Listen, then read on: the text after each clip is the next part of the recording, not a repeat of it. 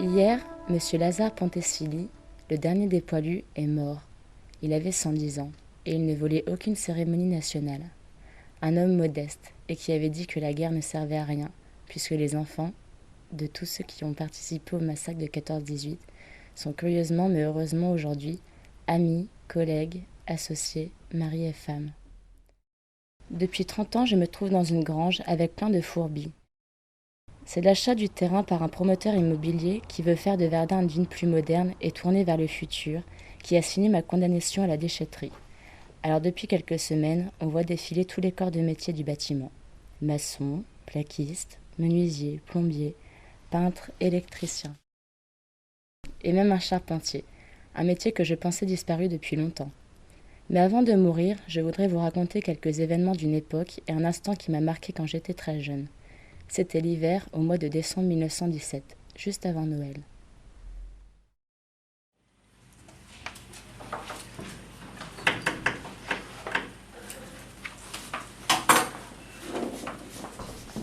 La grand-mère Lucette était en train d'éplucher les pommes de terre pour le soir, quand le petit Raymond lui remet une boule de lettres sur la table et lui dit « Grand-mère, j'ai trouvé ce paquet derrière la grange. » Lucette a mis ses lunettes à moitié abîmées pour découvrir un paquet de lettres de poilus qui ne sont jamais arrivés à destination. Elle ouvre la première et commence à lire à haute voix.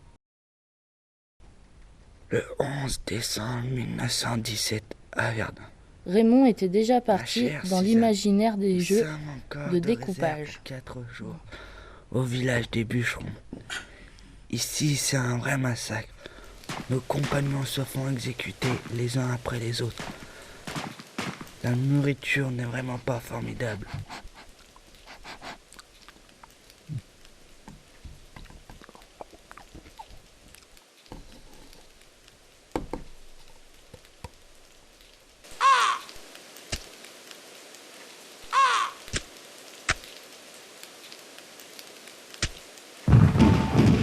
Mais ce qu'il me manque le plus, c'est le besoin d'exprimer mes sentiments.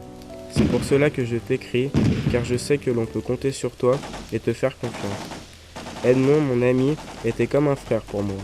Mais hier, il s'est fait tuer au combat. C'est dans ces moments-là que ta présence me manque vraiment. Tes petits mots doux me reviennent à chacun de ces moments. Et c'est là que j'imagine te tenant la main, comme on faisait cela. On était jeunes et innocents. Aujourd'hui, je ne sais pas si ça sera encore possible. Ton meilleur ami, Léonard. Pauvre gamin.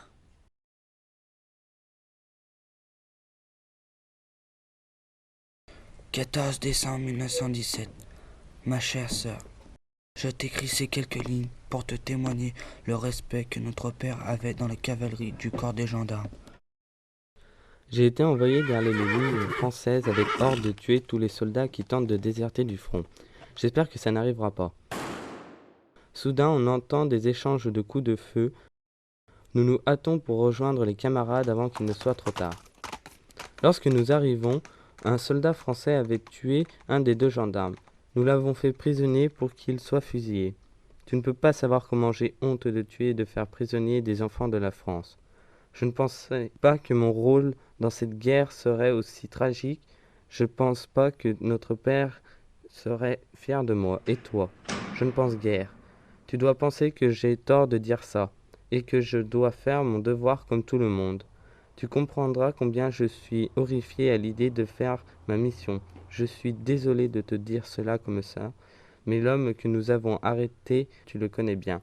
Il s'agit de Jean, ton mari, mon propre beau-frère. Mon devoir m'ordonne de faire exécuter tout prisonnier, mais... Je pense rentrer bientôt. Je serai ravi de te revoir pour te parler de Jean. Pauvre gamin. 21 décembre 1917. Ma douce et tendre chérie et les enfants. J'espère que vous allez bien, toi les enfants. Hier, à 14 heures, moi et tout mon régiment, nous avons voulu rejoindre Verdun par les Grands Bois. Je me tenais à l'arrière du peloton. Et j'ai malheureusement reçu une balle dans le mollet droit.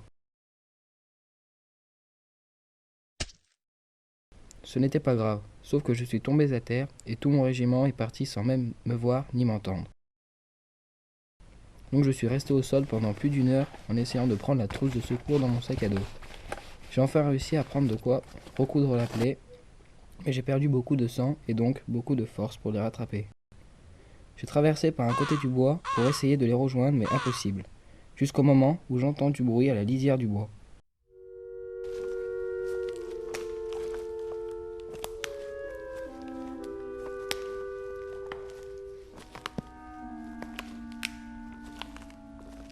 C'était un jeune Allemand, on dirait un enfant avec ses yeux bleus. Il pensait que j'allais le tuer. Pris par sa pitié, je n'ai pu continuer mon chemin en le laissant mourir dans la souffrance. Je l'ai secouru en nettoyant et j'ai recousu la plaie. J'ai oublié un instant qu'on était en guerre pour me rappeler que j'étais médecin et que ma vocation est de sauver les gens, mais pas de les tuer. Nous avons sympathisé, car nous avions les mêmes points communs, les mêmes avis sur la guerre. Nous avions tous les deux perdu notre père très jeune. Il sera le soutien de la famille comme moi. Nos chemins ont dû se détacher pour ne pas avoir de problème, mais il m'a dit une chose que je n'oublierai jamais, c'est « Merci le français, et bonne chance, car c'est moche la guerre. » Puis j'ai retrouvé ma compagnie. Là maintenant, d'où je t'écris, sans danger, je vais mieux. Sauf qu'on meurt de faim et que vous me manquez. Bon gros baiser aux enfants et à toi, au plus vite possible. Pauvre gamin. Je suis fatigué. Tiens mon petit gamin, lis cette lettre. Verdun, 19 décembre 1917. Chers parents, je suis déchiré par un sentiment qui me fait souffrir. Je ne savais pas que cette guerre allait me mettre dans un état pareil. Je vois de part et d'autre mes frères mourir.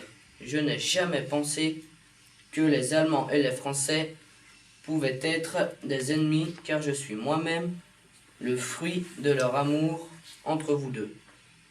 Toi, maman, qui est française, toi, papa, qui est allemand, m'avait appris la tolérance, le respect des autres. Aujourd'hui, je me trouve à l'opposé de tout ça, entre le sang, les larmes, la famine, la haine. Quel camp dois-je choisir? Où est le bien, où est le mal? Je ne peux pas tuer mes frères allemands, je ne peux pas trahir mes frères français. Donnez-moi une solution. Dois-je m'enfuir de cette guerre? Dois-je mourir? Et pour qui? Dis voir, grand-mère, ce soldat, il est allemand ou français? C'est un pauvre gamin. Pauvre gamin. Je ne peux pas me dire. Allez, à la soupe. Und als man ihm die Botschaft bracht, dass sein Herzliebchen im Sterben lag, da ließ er all sein Hab und Gut und eilte seinem Herzliebchen zu. Da ließ er all sein Hab und Gut und eilte seinem Herzliebchen zu.